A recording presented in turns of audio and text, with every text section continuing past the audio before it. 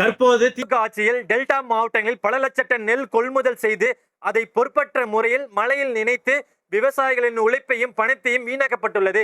எனவே டெல்டா மாவட்டங்களில் உள்ள நேரடி நெல் கொள்முதல் செய்து நிலையங்கள், உலர்களம் மற்றும் சேமிப்பு கிடங்குகள் அமைப்பதுடன் அனைத்து தாலுகா அளவிலும் போதுமான அளவில் கிடங்கு வசதிகளும் அமைத்து உட்கட்டமைப்பு வசதிகளும் மேம்படுத்திட நடவடிக்கை எடுக்கப்படும். விவசாயிகள் விளைவிக்கும் காய்கள், பழங்கள் மற்றும் பிற விளைபொருட்கள் அடிப்படையாக கொண்டு உணவு பதப்படுத்தும் தொழிலை ஊக்குவிக்க உணவு பதப்படுத்தும் தொழில் பூங்காக்கள் ஒவ்வொரு மாவட்டத்திலும் ஏற்படுத்தப்படும்.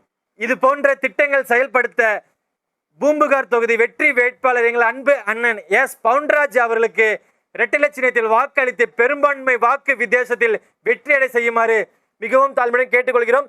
இது போன்ற வீடியோகளுக்கு எங்க சேனலை ஃபாலோ பண்ணுங்க, சப்ஸ்கிரைப் பண்ணுங்க, ஷேர் பண்ணுங்க. அப்பதான் நாங்க போற அடுத்தடுத்த அப்டேட் வீடியோ பார்க்க முடியும். மக்களை காப்போம், தமிழ்நாட்டை மீட்போம். நன்றி, வணக்கம்.